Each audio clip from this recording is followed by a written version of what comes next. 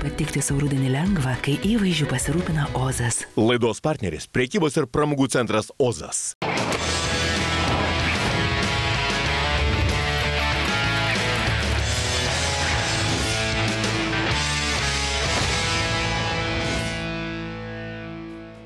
Ponios ir ponai, mes pradedame laidą iš prekybos ir pramogų centro Ozas. Grožio oazės, kuriame kolegė Ieva šaknimis įaugusi. Sveiki, šiandien mes tikrai labai daug dėmesio skirsime vyrams. O, tikrai? Taip, tikrai, šiandien mes kalbėsime apie džentelmenus.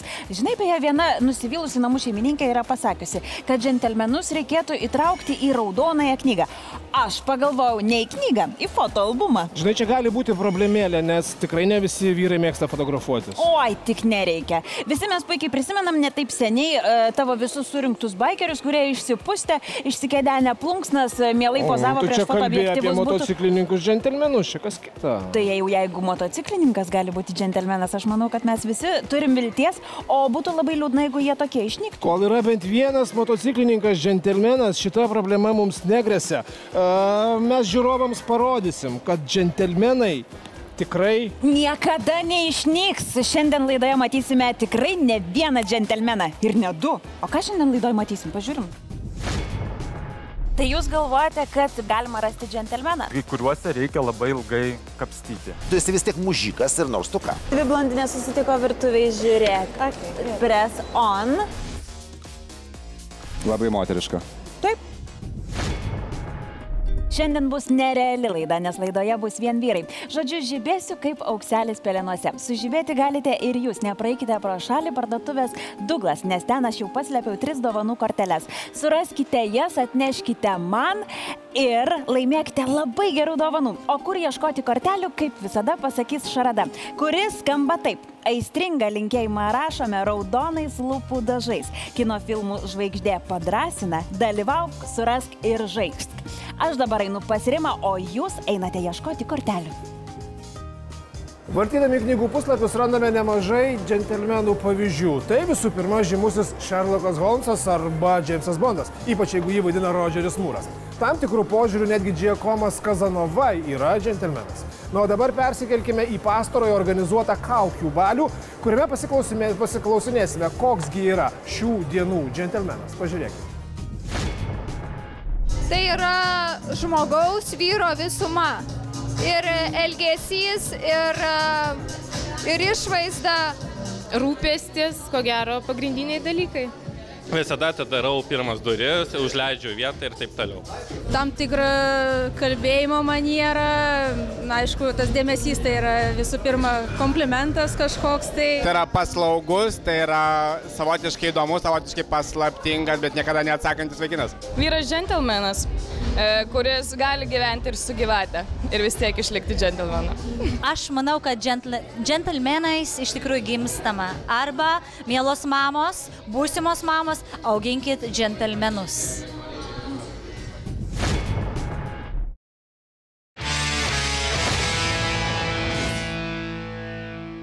Labas vakaras, džentelmenai, sveiki atvykę į mūsų didžiąją atvirąją pokalbių studiją. Šiandien mes kalbame tokia pakankamai jautria šioms dienoms tema, tai yra džentelmeniškumas, džentelmenai. Istorijoje mes galim turbūt ieškoti šaknų džentelmeniškumo, žinoma, Anglijoje, kur gimė šis reiškinys, socialinis reiškinys. Jis siejamas su kilmingais žemių savininkais, bet iš tikrųjų netrukus išplinta į visą Europą per Prancūziją. Prancūzijoje įsigauna nepaprastai įdomių savotiškų raiškos formų, virsta tam tikrų dendiškumų, kuris beje irgi formuojasi Anglijoje, bet persikelia į Prancūziją ir Prancūzijoje įgauna elegantiškų bruožų. Ir reiškiasi jau toliau Europoje labai savitai kiekvienoje šalyje, įskaitant ir Lietuvą, 19 amžiaus mūsų regione, mūsų kraštuose. Bet kaip yra šiandien, aš manau, kas kitas geriau papasakos, jeigu ne Jogaila Morkūnas. Tikrai. Apskrėjęs ko ne visą pasaulį, matęs turbūt įvairiausio plauko džentelmenus ir kiek jie šiai dienai, šių dienų džentelmenai skiriasi nuo to lietuviškojo džentelmeno, jeigu toks iš vis egzistuoja. mane gali Suomijoje arba Švedijoje paduoti teismą, jeigu aš praleisiu moterį pirmą per duris, arba pasiūlysiu, kad aš apmokėsiu sąskaitą restorane. Kitaip tariant, kad mūsų mužikų krašte, nebijokim šito žodžio, nes lietuviai buvo būrai ir mužikai, o ponai buvo vis tiek šlėktus ir lenkai, ar ne? Nu, pripažykime, taip, tai buvo. Mes pagaliau po truputį grįžtame į tą normalią Europą, kurioje, reiškia, mes buvom kurį tai laiką, po to mūsų sovietai, reiškia, truputį uždarė ir mes dabar grįžtame. Mes mokomės ne džentelmeniškumo, mes mokomės kultūros, mes mokomės pagarbos, mes pradedam suvokti, kas yra normali šeima, kad vyras ir moteris tai nėra viena virtuvė su vaikais, bigudi ir ribaluotų chalatų, o vyras girtas alus, sofa ir futbolas. Mes mokomės pagarbos vienas kitam ir aš nežinau, ar galima 21 amžiuje kalbėti apie kažkokį džentelmeniškumą, kaip kad tokį reiškinį, čia tas džentelmenas, tas nelabai. Tiesiog, jeigu tu turi tą pagarbą, vidinę kultūrą, išsiauklimą, išsimokslinimą ir bendravimo sugebėjimą. Jeigu turi. Jeigu. Bet jeigu neturi, tu esi vis tiek mužikas ir nors tu ką. Tai yra apsiskaitimas, tai yra pagarba, tu sėdi prie staliuko restorane ir prie tavęs prieina moteris arba tavo draugė arba bičiulė ir ar tau sunku pakelti savo šikną ir pasitikti ją, nuimti paltą ir taip pat padėti apsirengti. Taigi ne, tai yra paprasta, tai išsiugdoma galų gale. Jogaila, tau pačiam yra tekę susidurti su žanro klasika, pagal rūbą sutinka, pagal protą išlydi. Tai žinoma taip, tai čia labai logiška, tu gali apsirengti brangiausioje esančioje parduotuvėje, tu gali sustvarkyti iki skausmo savo tvardytis, bet jeigu netgi pasidaryti manikiūrą, pedikiūrą ir visą kitą, kas vyrui irgi labai logiška, bet jeigu tu netyčia, reiškia, atsiprašau, pradės krapštyti nosį, tai ta šakė ir iškris. Vis tiek tas arklas, šakė, greblys, ar bet kas gyvenime vis tiek tai pramuš. Nu, pažiūrėkite, tie vadinamieji turtuoliai, ypač iš rytų šalių, kurie tikrai užsidirbė yra pinigų, užsidirbė pagrobė, vadinkim taip, ar taip plėšikavę, vis tiek ant veido parašyta, atsiprašau labai, ta prasme, veidos kaitos ekspertų, ar dar kažkaip, jų pašnekesys, jų požiūris į patį paprasčiausią dalyką, tarkim, kai tu ateini į kavinę, užsisakyti kavos, į aptarnaujantį personalą, tipo, aš jau čia caras, o tu dabar man čia mergaitė, bėgio greitai, tu nors ačiū pasakyk, gyvulį, tu nelaimingas. Yra dar ir trečias veidas, tai yra aktorius. Kaip yra iš tikrųjų, kaip pačiam pavyksta persikūnyti, kiek būnant džentelmenu įsikūnyti į visiškai priešingą, tai kas tau yra priešingas vaidmuo? Aš juos visą laiką pradedu kurti nuo to žmogiško silpnumo ir ieškojimo to džentelmeniškumo, kur kažkada jis gal niekada neišvystytas buvo. Ir jisai toksai ten tarsi bando prabusti, bet jam sunkiai sekasi, dėl to žmogus nervuojasi ir tada pradeda imtis fizinių kažkokių veiksmų ar dar kažkokių neadekvačių reakcijų į aplinką. Tai jūs galvojate, kad bet kuriam vyre, kad ir kaip iš pirmo žvilgsnio tai gali pasirodyti beprotiška, galima rasti džentelmeną? Na bent šiek tiek jo. Galima, kai kuriuose reikia labai ilgai kapstyti. Yra tekę užtrukti, matau, ar ne? Bet yra ir priešinga reikalo pusė.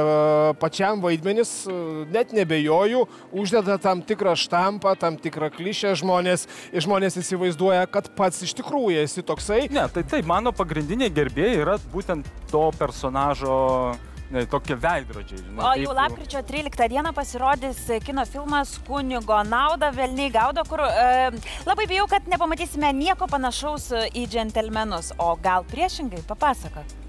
Aš manau, kad vėlgi grįžtant prie tos temos, yra žmonės, kurie gal labai trokštų elgtis džentelmeniškai, bet jų elgesio suvokimas yra, tai yra vis tiek veiksmas vyksta kaime.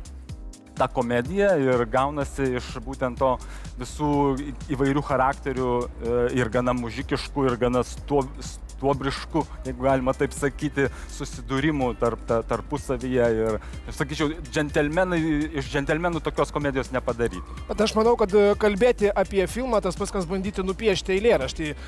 Režisierė siūlo pasižiūrėti keletą ištraukų iš šito filmo. Aš atsibusiu. Čia košmaras, taip? Tu užsisuki ir skaičiuoji iki 100, nes taip ir liksi košmare. 1, 2, 51, 52, 53, 54. Ką tu čia darai, balvonė, a? Einam, sakau. Ich, tu balvonas tu. Einam.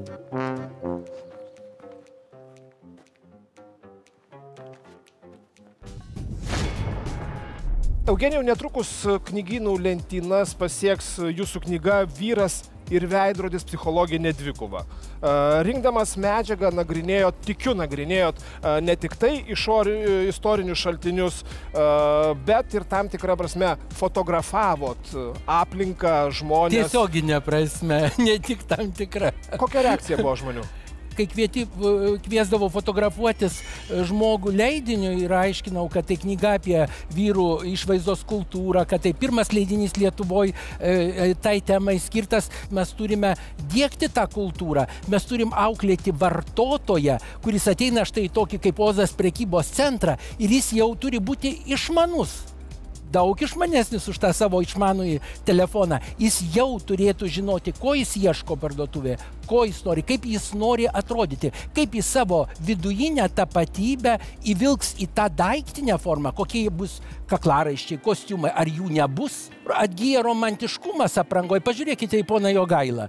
Štai kaklaraištis varlytė, štai spalvų derinys, štai kūrybos rezultatas. Jis kūrė save ne tik vidujinį, ne tik tą kultūringą, kuris pasako laba diena, kuris pabučiavęs moteriai ranką nelaižo peilio, intuityviai, netyčia ir tik po to suvokia, kad ką aš padariau.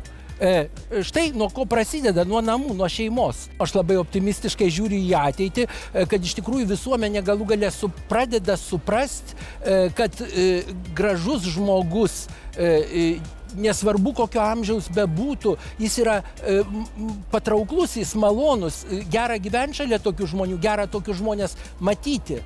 Jeigu jau prakalbam apie aksesuarą vadinamą drugeliu arba varlyte, mes turime paruošę pakankamai įdomų reportažą apie medinį aksesuarą. Štai, mėly Lietuvos vyrai, kad nesakytumėte, jog viskas tik moterims, o jūs neturite kuo pasipuošti. Prašom, specialiai jums stilingos medinės peteliškės. Prasideda džentelmenų era. Idėjos autorius Ramūnas Trumskis net neabejoja, kad lietuvaičiai labai greitai pamils tokį simpatišką aksesuarą. Nėra įprasta medinis ar kaklaraištis ar varlytė dėti savo ant prabangaus kostiumo. Kažkas turi pradėti ir stilinga, gražu. Ramūnas savo genialias idėjas užfiksuoja kompiuteryje, o protingos lazerinės staklės jau gamina peteliškes. O toliau šios medinės plokštelės patenka į dekoratorės Valentinos rankas. Mes turėjome puikią progą patys pamatyti ir užfiksuoti, kaip gimsta stilingas aksesuaras, kurį gali pamilti ir visa šeima. Va šitokio stiliaus peteliškė buvo parduota mūsų pati pirmoji. Ir dar ką pastebėjom, kad iš tikrųjų mūsų vyrai ją supranta, kokia turi būti varlytė. Mūsų lietuvaičiai dar nėra tokie drąsūs ir mieliau segi medžiaginės peteliškės, sako Valentina. Tačiau prie naujienų juk reikia priprasti. Todėl palengva, neskubėdami mūsų vyrai tikrai pamils medinės varlytes. Be to tai dvejopa nauda. Kai nori apsisaugoti nuo nelaimės, belsk į medį, prašom, o jis čia, vietoj, ant kaklo. Juokai juokais, o būti stilingu nėra taip jau paprasta. Pavadinti džentelmenu vaikiną ar vyrą su varlyte galbūt ir negalėčiau, bet stilingu, šiuolaikišku ir norinčiu išsiskirti tikrai taip. Tad, mėly vyrai, nebijokite būti stilingais ir žaismingais. Kas tai yra džentelmeniškumas? Tai yra pagarba pirmoj eiliai aplinkiniams pačiam savo, kuri prasideda nuo šeimos, peržengus namų slenkstį, neturėtų būti pamiršta esant įvairiausiom aplinkybėm, kur mes bebūtumėm, suvokdami, kad mes visuomenėje nesame patys svarbiausi, bet suvokdami, kad mums svarbus kiti. Mes vėlgi nusižengiam dabartiniam feministiniam taisyklėm apie tai, kad mes kalbam apie vyrus, nekalbam apie moteris. Tai galioja absoliučiai visiems, ir vyrui, ir moteriai. Tai yra būtent, kad pagarba turi būti abipusė. Tiek šeimoje, tiek visuomenėje, pagarba turi būti tiek keliuose, tiek danguje, tiek ant žemės. Aš šiandien ruošdamasis laidai atsispausdinau 39 apibrėžimus. Ir prieš savaitę toks vienas britų žurnalas tiesiog paskelbė 39 punktus, ką kiekvienas džentelmenas turėtų. Ar pavyko išvesti bendrą vardiklį? Ne, čia labai įdomu, žinokite. Parašyti, pavyzdžiui, apie sandalus. Niekada. Taip, niekada jokių sandalų. Aš bandžiau daryti pliusą ir minusą apie kiekvieno punkto. Aš manau, apie 30 aš jų užpildžiau teigiamai. Dar 9 liko mokytis. Dar 9 tiko mokytis, pavyzdžiui, kaip duoti arbatpinigių tarnams. Taigi dar aš turiu įsigyti tarnų ir... Žiūrėkit, Povilai, iš tikrųjų, tęsiant džentelmenų temą ir tuos punktus, kurie dar neįvykdyti, aš turiu pasiūlymą sudalyvauti mūsų kitoje rubrikoje Stiliaus iššūkis. Ir kas gali žinoti, galbūt visai netrukus pamatysime jūs su varlyte. Gal jūs man galite atšviesti šitą reikalą? Aš jums galiu padovanoti. Plius minus pasinaudos, aš labai. Akyse dar vis deganti šviesa, gal tau primins mane, gęstant saulei. Apkabink tylią naktį ir širdyje, nes manęs jau nebėra. Akyse dar vis deganti šviesa, gal tau primins mane, gęstant saulei. Apkabink tylią naktį ir širdyje, nes manęs jau nebėra.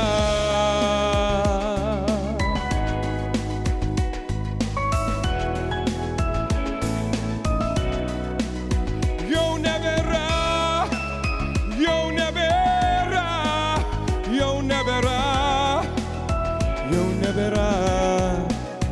Akyse dar vis deganti šviesa, gal tau primins mane, gęstant saulei.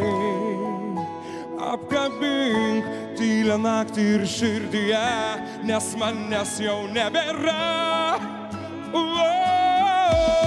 Akyse dar vis deganti šviesa, gal tau primins mane, gęstant saulei. Apkabink tylią naktį ir širdyje, nes manęs jau nebėra. Nebėra. Oi, dėkoju, Virgi, tau labai, ačiū. Mes šiandien gvildenam tokią įdomią, galbūt šiek tiek keistą temą džentelmenai. Aš manau, kad džentelmenas yra tas žmogus, kuris gerbia save ir gerbia kitus. Tai yra visų pirma, ar ne? O jeigu jisai gerbia save, tai automatiškai jisai negali elgtis kitaip ir kitų atžvilgių. Ta prasme, ir miesto, ir žmonių atžvilgių. Viskas tikrai labai gerėja ir belieka pasidžiaugti. O žmogaus išvaizda kaip pagarba aplinkai egzistuoja? Aš manau, kad etiketo taisyklės egzistuoja visiems, ar ne? Tai manau, kad mes su sportiniu kostiumu jokių būdų neįsime vienas po keli, jeigu taip jau palygint. Bet jeigu gerbi save, aš manau, gerbi ir aplinkinius. Čia yra jau turėtų būti džentelmeno vardo vertas žmogus. Tada pasirašau po šito atsakymu. Nu, aš dar apie vieną mitą norėčiau pakalbėti. Yra tokia nuomonė, jog džentelmenas, ypatingai jeigu jisai domisi savo išvaizdą, tai štangos jisai neišraus ir neišstums. Būtent apie tai mes keliaujame pakalbėti į Ozo sporto klubą VS Fitness.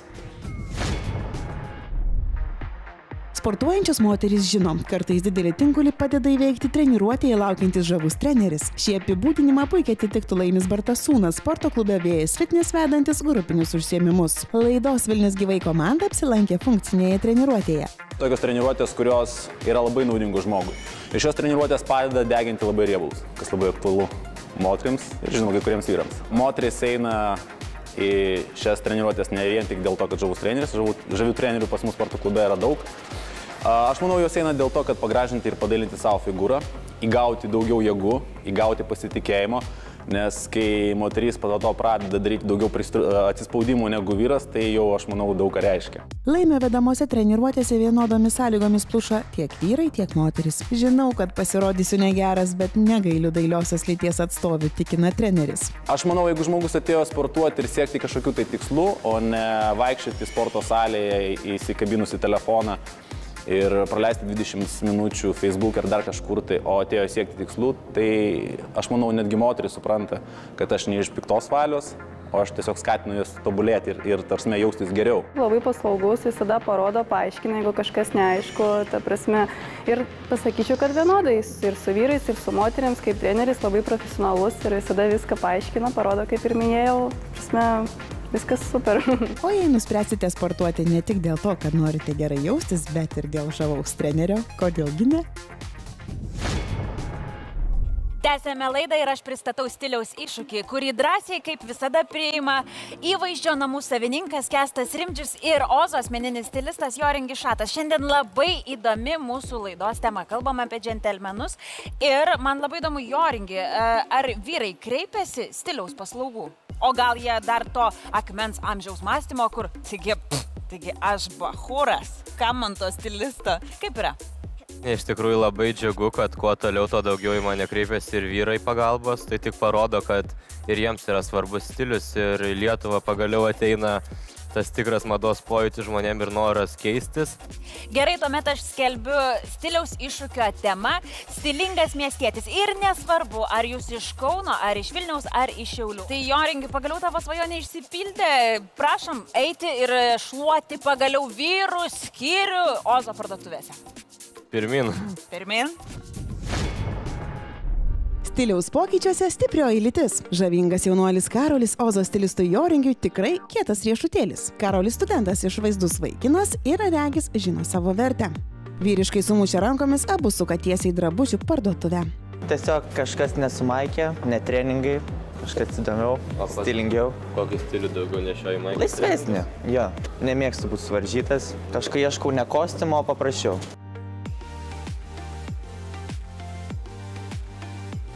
Labai patogus, visiškai nevaržo, ne kaip koks kostiuminis, žinai. Vyriškai šnekučiuodamėsi jau užsuka į kitą parduotuvę. Čia pat puikuojasi ir vyriškos stilingos rankinės. Kaži, ar jos patiks Karoliui? Ar nešioji graflius? Ne, bet jis laiką norėjau. O kuprinės? Nešioju. Kaip kada. Jauni ir išdykę vyrukai keliauja rinkti Karoliui laikrodžio. Mat stilingas miestietis jį privalo turėti šalintos mobiliuosius telefonus. Žiauriai geras, ką? Nu, aš jau to norėtum. Pradedu pavydėti, kad aš čia dalyvauju, ne? Sužavėtas laikrodžiu Karolis spindi. O kad jis žinotų, kas jo dar laukia. Tad pirmin pas plaukų stilistę Rūtą, kuri Karolį perdoda į vyrų kirpėjos Birutės rankas. Esi stilingas, tačiau tapsi stilingiausias Lietuvos miestietis. Gerai, pasiruošęs? Labai pasiruošęs. Kęstai, o dabar pristatau tavo modelį. Tai yra aktorius, kurį visai netrukus pamatysime lietuviškoje kino juostoje Kunigo naudą velniai gaudo. Pristatau Povilas Laurinkus. Papildysite mūsų džentelmenų gretas dar kartą. Šiandien mes jau kalbėjome su Povilu apie tai, kad jam kaip aktoriui tiesiog klijuojasi tam tikri vaidmenys. Tai nuolatiniai blogiukai, įvairiausi mafijos atstovai, kažkokie tai apsauginiai, žodžiu, tokie surauktom kaktom. Bet tavo paties stilius, juk iš tikrųjų aktorius dažnai tapatina su tuo, ką mes matome ekranuose. Bet pats tu, Povilas, kuris eina gatve, beje, žinau, kad gyvenai Amerikoje. Kaip tai įtakojo tavo aprangos stilių ir kas iš vis tau yra stilius? Tavo stilius formuojasi bet kokio žmogaus gatvėje ir tai, ką tu matai, tai ir tai, kas tau patinka, tai ir formuoja tavo stilių. Tas pats, jeigu mes kalbame grįžtant prie mano vaidmenų blogiukų ir visokių mafijos atstovų ir visą kitą, ką jie mato savo aplinkoj, kaip žmonės rengiasi, ar jie užsideda odinės striukės, ar treningus, ar kokius nors, žinai, baltas kojines su laiveliais. Dabar jau gal nesideda tai, bet kas anksčiau buvo, jiems tai atrodo gerai, ne? Bet tau yra svarbu, kaip tu atrodai. Man labai svarbu. Taip, ir čia yra mitas, kad vyrams nesvarbu, kaip tu atrodai. Žmonės galvoja, kad matydami aktorių filme ar seriale, kad jisai toks pat ir gyvenime. Na ką, iššūkį turite vienodą. Abudu dabar einate į Ozo parduotuvės ir renkatės viską. Tai mes ir einame į Ozo parduotuvės.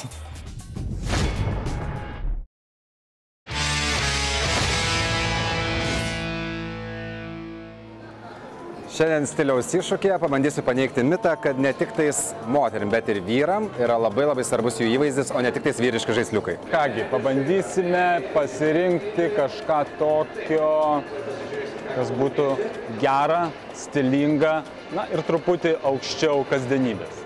Man reikalingas yra geras, gražus, stilingas vyriškas paltas, tobulos kokybės ir tobulos formos džinsai jam, ir tada dar kai kurios detalės. Ne džinsai, ne paprastas megztinis, bet, tarkim, pradėkim nuo švarko. Tamsus, klasikinis švarkas. Ar tai yra stilingo miestiečio įvaizdis? Ne, tai yra žmogaus, kuris turi netokį išlavintą skonį. Povilas netoks. Aš jaučiuosi visai neblogai. turėtų būti atrodyti gerai. Vienas iš šiltojo sezono aksesuarų yra vyriškos pirštinės, kurias dažniausiai mes pamirštam arba įsigyti, arba pamirštam jų svarbą, nes galvom, kad niekas jų nepastebi. Vienas svarbiausių aksesuarų vyrui yra diržas. Jisai skirtas ne tik duoti diržo kam nors, ne, bet jis iš tikrųjų yra labai svarbus, nors dažnai labai pamirštamas aksesuaras. Gerai, dabar mes pasižiūrėsime, kas geresnis stilistas. Rimdžiau, ne? Na ką, tokia jau pas mus tradicija, vos tik spėjai padėti korteles, žiūrėk, jau yra tie, kurie jas surado. Ateikit čia drąsiau. Tai susipažinkime. Tomas. Mantvidas. Karolina. Ir Karolina. Pasistengsiu visus jūs prisiminti, nes blaško dėmesį tai, kad jūs suprantat, kad tik tai vienas iš jūsų dabar gaus dovaną. Taip? O gal atsiras džentelmenų jau tą progą, kad mes tokią temą kalbam? Gal ir atsiras. Nes damą turite tik vieną? Ar man reikės traukti burtus? Nes Tai jau kaip norit.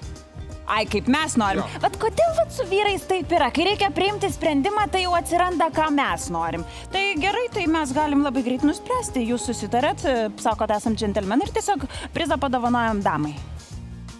Gerai, mes esam džentelmenai. Bent jau aš. Šio vakaro laimingas numeris yra džentelmenai, o dar laimingesnė yra dama, kuri ir gauna Douglas įsteigtą dovaną. Sveikinu! Nu, bet kaip aš džiaugiuosi, kad dar yra džentelmenų. O jūs žinot, kad jūs dinozaurai. Galima su jumis nusifotografuoti? Puikus džentelmeniškumo pavyzdys. Na, o dabar apie tai, ką galima įdomaus nuveikti šį savaitgalį. Renginių afiša kartu su Power Hit Radio. Labas Vilnius gyvai žiūrovai, aš esu Raminta iš Power Hit Radio ir aš tikrai žinau, ką jūs veiksite šį savaitgalį. Kino teatras Multikino pristato svarbiausią premjerą džentelmenų gyvenime. Tai 24-ojo oficialaus filmo apie Jamesą Bondą premjera. Politinis karas, slaptos organizacijos, naujos užduotis ir dėžutė, kurioje agentas 007 aptiks užuomenų apie didžiulę paslaptį iš savo paties praeities. Tai jį nugins į Meksiką, Austriją ir Maroką. Nesibaigiančiame nuotykyje ant mirties ir gyvybės slenksčio jo laukia ir susitikimas su senu priešu, kuris Bondui atskleis faktų, priversiančių slaptąjį agentą suabejoti visu tuo, už ką jis iki šiol kovojo. Naujas filmas apie Jamesą Bondą Lietuvoje pradedamas rodyti jau šiandien, lapkričio 6 dieną. O šeštadienį, lapkričio 7 dieną, Vilniaus menų spaustuvėje naujas Airos Naginevičiūtės šiuolaikinio šokio spektaklis Chimeros karoliai. 5 skirtingos šokėjos jame įkūnija skirtingus moteriškus archetipus, susijusius su mitinė pabaisa. Spektaklyje moterų kūnai deformuojami ir keičiami. Scenoje veikia subtilios metalo konstrukcijos, kurias šokančios aktorės paverčia įspūdingomis, paslaptingomis garso skulptūromis. Mano paminėtas filmas ir šokis jūsų dėmesio lauks jau šį savaitgalį, o dabar Vilnius gyvai papasakos apie tai, kas visai neseniai įvyko prekybos ir pramogų centre Ozas. Ogi čia buvo atidaryta didžiausia Lietuvoje Reserved parduotuvė. O tai stilinga miestiečiui puikiai naujiena. Kartu su didžėjaus ritmu būkite pasiruošę žengti į naują ir stilingą mados pasaulį. Reserved visą laiką kviečia tuos, kurie galbūt uždirba ir mažesnės pajamas, kad galėtų pasipuošti, būti visada madingi, gražus, stilingi. O pamėgtoje sporto linijoje platus ir šiuolaikinis asortimentas. Puikiai nuotaika, erdvios salės ir stilingų drabužių gausa išties nustebins visą šeimą. Reserved parduotuvė tai nepriekaištingo stiliaus namai, į kuriuos norisi sugrįžti. Koks yra šių dienų stilingas miestietis? Būtent tokį klausimą mes pateikėme Ozo asmeniniam stilistui Joringui Šatui. Ir pažiūrėkime, kaipgi atrodo atsakymas.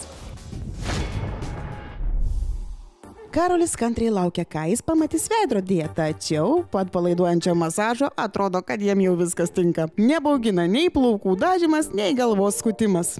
Sruogos, kurios atsirado pas jį, tai yra labai šiuolaikiška, labai mėgstama ir ilgainiui, kada plaukai auks, bus ilgesnis, tai žodžiu, atrodys visais etapais labai gražiai. Su plaukų stilistėms smagu, bet nepamirškime, dėl ko čia susirinkom. Kaipgi turi atrodyti stilingas miestietis? Wow, klausyk. Ir kokie batai. Koks laikrodis. Jaučiuosi kaip jaunas verslininkas. Ką manai? Tai tokiu linkiu tapti. Žinok, niekad negavau, kad nešiočiau tokias trumpas kelnes, bet man visai patinka. Koinės, aišku, duoda žiauriai gerą akcentą. O batai tai iš vis, wow. Iš tikrųjų labai džiaugiuosi, kad tau patinka. O tokį įvaizdį parinkau dėl to, nes prieš tai irgi buvai stilingas vaikinas, tačiau turėjai tokį laisvesnį, sportiškesnį stilių, tai tas irgi yra labai gerai, bet galbūt nebeįdomu žiūrėti tave dar kartą tokį pat. Tai specialiai pamaišėm tokią žaismingą klasiką, įtraukdami tokias detalės, kaip ir pastebėjai koinės, masyvesnius batus, krepšį. Buvau tobulas, dabar dar tobulesnis. Šmaikštauja Karolis. Taip, Karoli, nepakanka vien marškinėlių ir džinsų. Kartais reikia pakeisti savo garderobą bei įpročius. Ačiū dar kartą. Buvo labai malonu. Lauksiu tavęs grįžtant. Užeisiu. O jūs nebijokit keisti su Ozo stilistais. Ačiū Joringi. O dabar pristatau stilingą miestietį Povilą Laurinkų.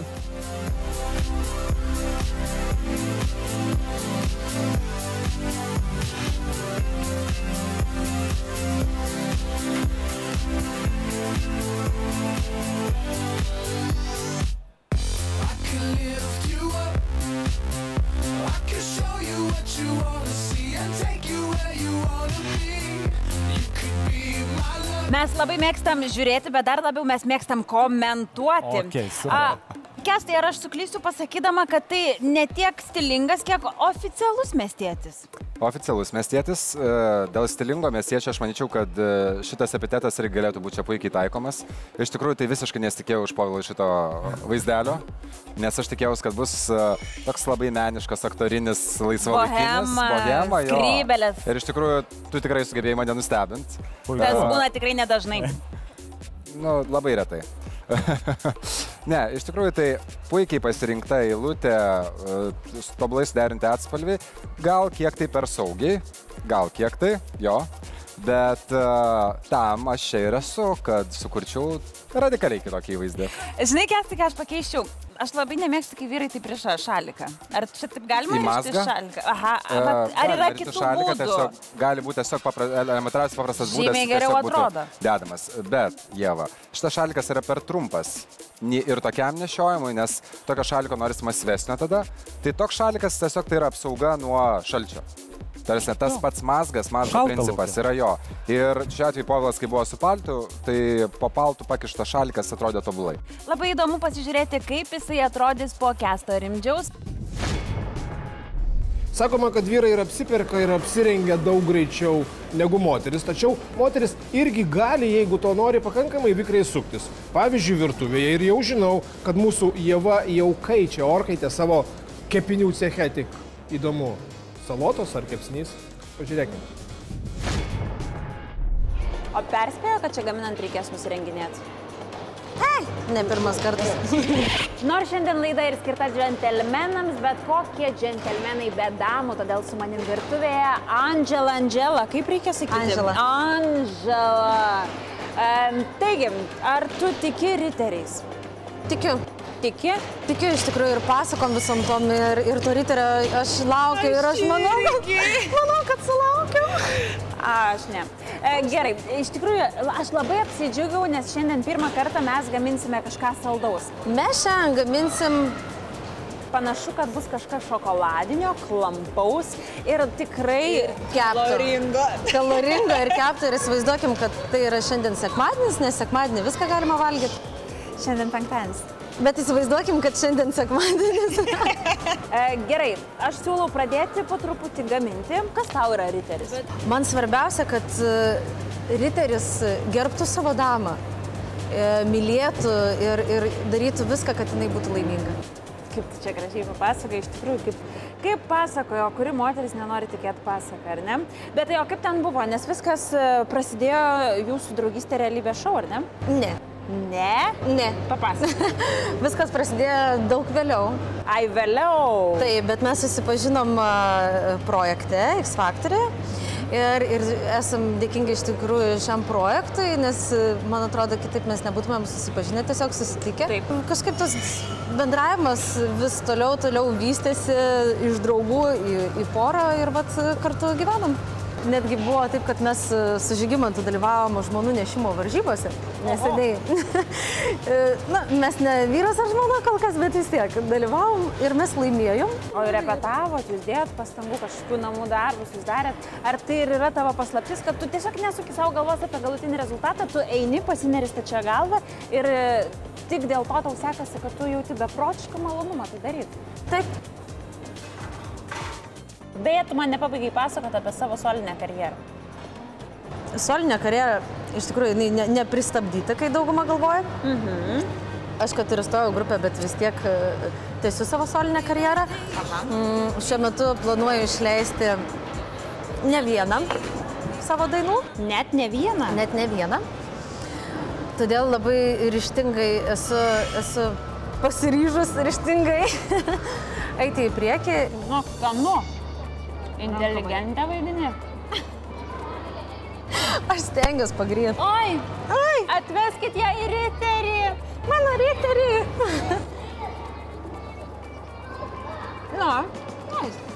Nu, valgoma. Pasirodo, ir tu gali gaminti, kai aš šalia. Ar ne? Pasirodo. Duok 5. Bent jau nagulaką susiderinom. Kaip kai kas sakė, aš moku virti, nekepti. Ką verdi? Pas vienus verda jausmai, pas kitus grikiai. Nieko nepraleidau. Ne. Žiūrėk, jeigu Povilas dar nepraėjo, tai aš manau ne tik man, bet ir žiūrovam labai smalsu pasižiūrėti į tą stilingą miestietį Povilą. Visai jisai nieko, ne? Povilai! Garsiau nesigavo.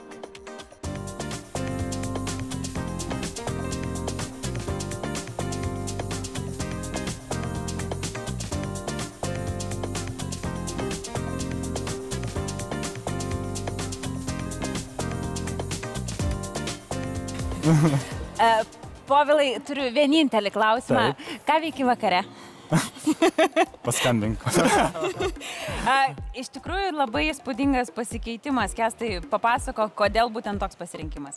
Ne kodėl būtent toks, o tiesiog, kad man stilingas miestietis asocijuojasi su laisvalaikiu, su jaunu žmogum ir Povilas yra dar jaunas ir jis gali sau leisti ženkliai daugiau nei tiesiog pilką paprastą kostiumą, nes tą turėsi laiko dar panešioti ateityje.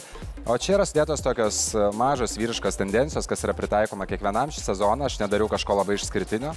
Tai yra vilnonis megztinis su skandinaviškais raštais, yra oversize.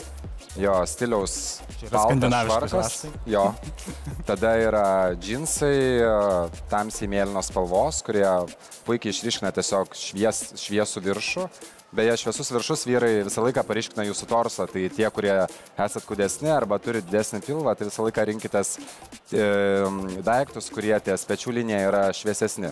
Taip sukursit ženkliai gražesnę vyrišką figūrą.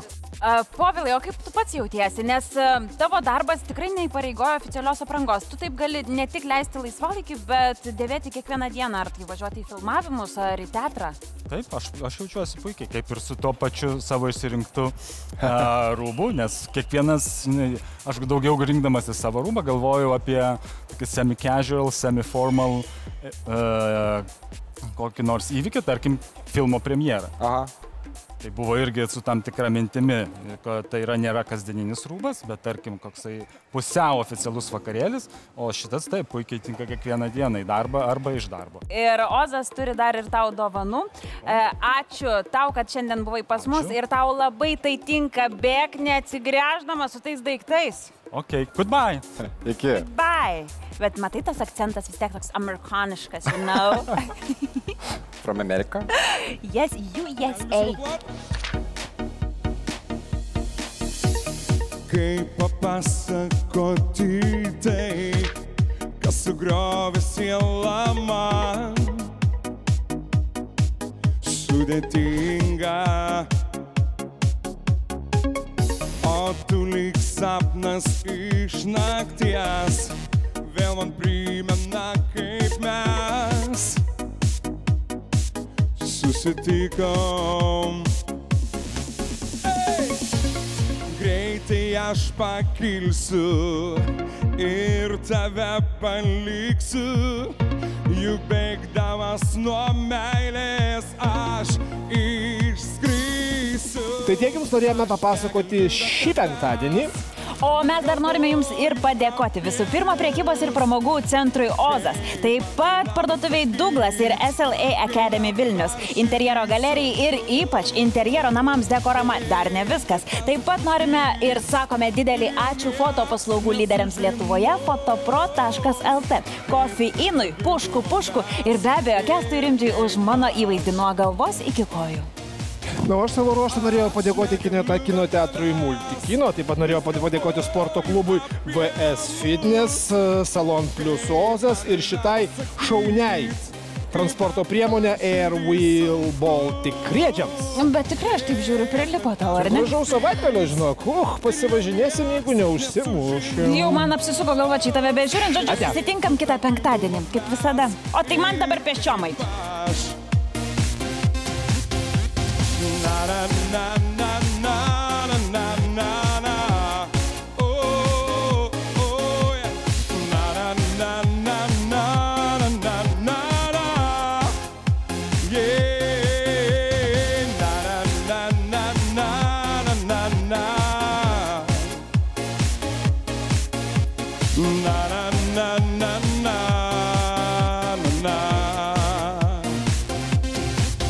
Patikti sau rudenį lengva, kai įvaizdžiu pasirūpina Ozas. Laidos partneris – prekybos ir pramogų centras Ozas.